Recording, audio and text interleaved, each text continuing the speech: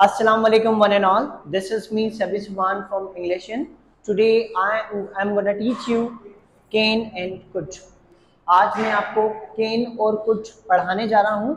So जानते हैं can और could होता क्या है. Let's come to the definition. These are modal verbs. These are modal verbs. Modal verbs होते क्या हैं? Modal verbs we people consider are auxiliary verb. Auxiliary verb हमारे वर्ब पार्ट्स ऑफ स्पीच का एक हमारे पास पार्ट्स ऑफ स्पीच है verb, उसकी एक टाइप है ऑक्सिलरी वर्ब. ऑक्सिलरी वर्ब की दो टाइप्स होती हैं. One is primary auxiliary, second is model auxiliary. Primary auxiliary is something else, model auxiliary. So can और कुड आपके मॉडल ऑक्सिलरी वर्ब्स हैं, that you can say modal verbs, right? So why do we use modal verbs? This is the question. Modal verbs और आपके जो can और could हैं, इनको इस्तेमाल क्यों किया जाता है, ये हमारा सवाल है. So let me clear your concept that why do we use can and could. So can and could, it shows power. Okay, can and could both shows power. Next is ability. Next is ability. Third is possibility. So power, what is power? Power means ताकत. जब आपने अपनी ताकत का जाहिर करनी है इन sense of present, present में, हाल में, तो आपने इस्तेमाल करना है आपका मॉडल वर्ब कैन. अगर आपने माजी में मतलब पास्ट में पार को मीन्स ताकत को जाहिर करना है, so you need to use your modal verb could. So what is like simply can say that par. Next ability. Ability क्या है? एबिलिटी मीन्स आपकी खुसूसियत. आप जब अपने या कोई खुसूसियत बयान करना चाहते हैं आपकी या किसी और की, so in that sense you can use okay in sense of present.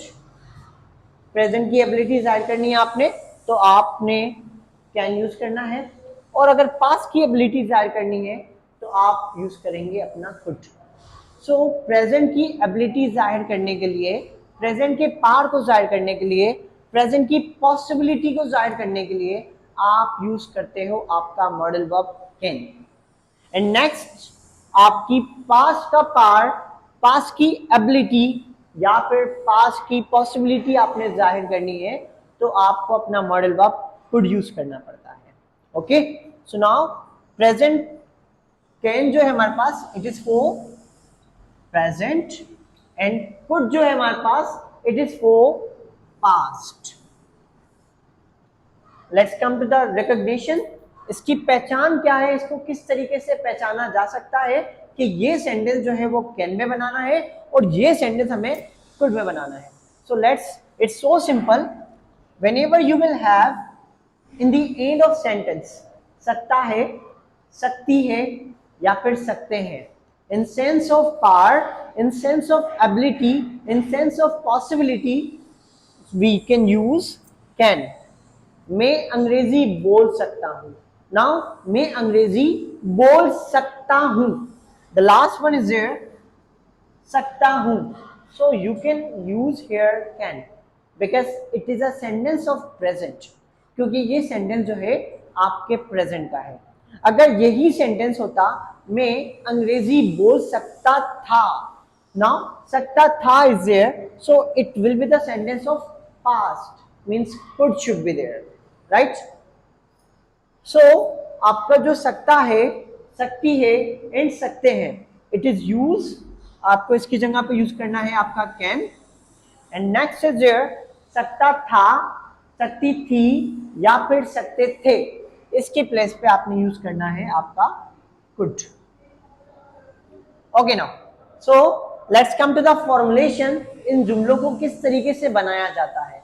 हमें पहली चीज तो क्लियर हो गई कि कैन आपका प्रेजेंट में इस्तेमाल होता है जब आपने प्रेजेंट में पार शो करना है, पॉसिबिलिटी शो करनी है या फिर एबिलिटी शो करनी है, और सो ऑन, और भी होते हैं इस्तेमाल, ठीक है.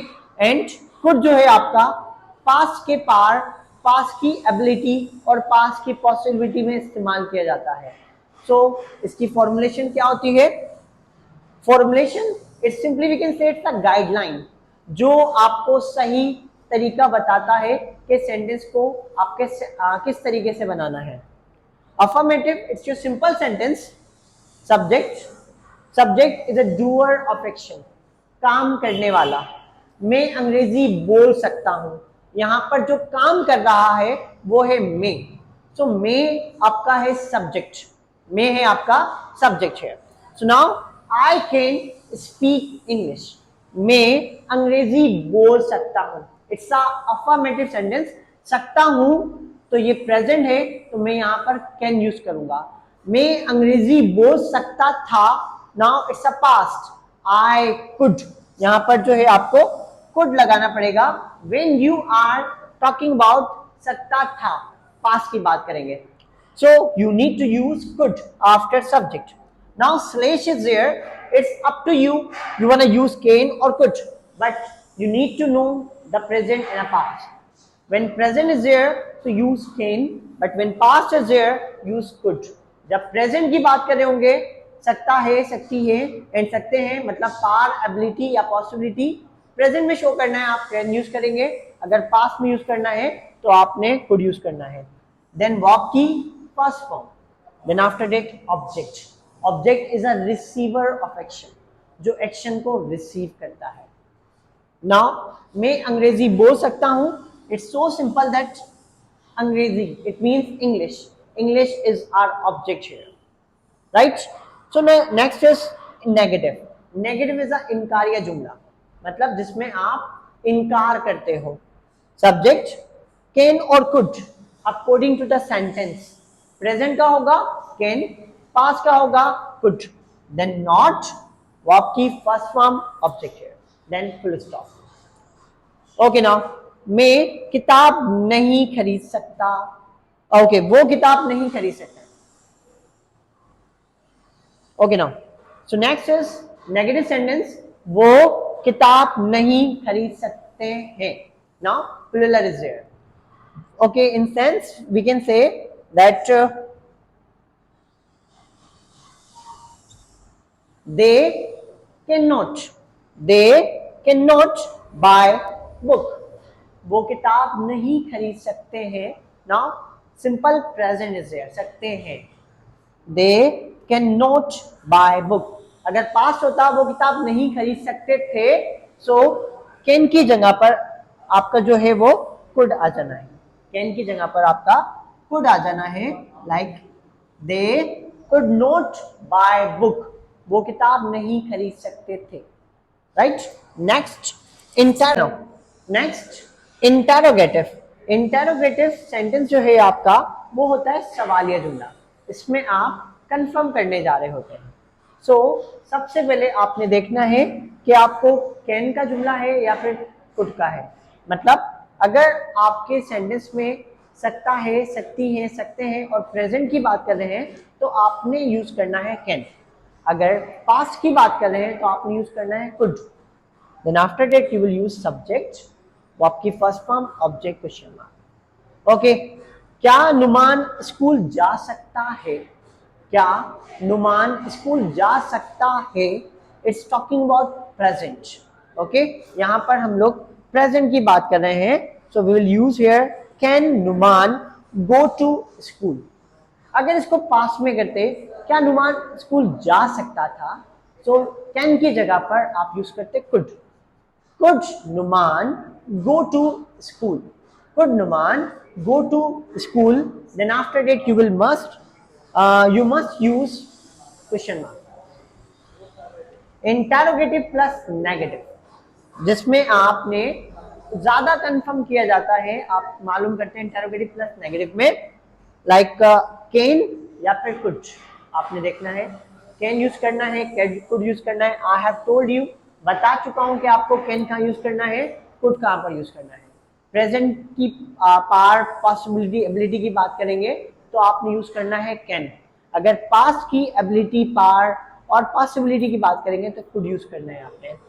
So after that subject not, वो आपकी first form object question mark, you must use it. Okay ना, क्या वो बिल अदा नहीं कर सकते हैं?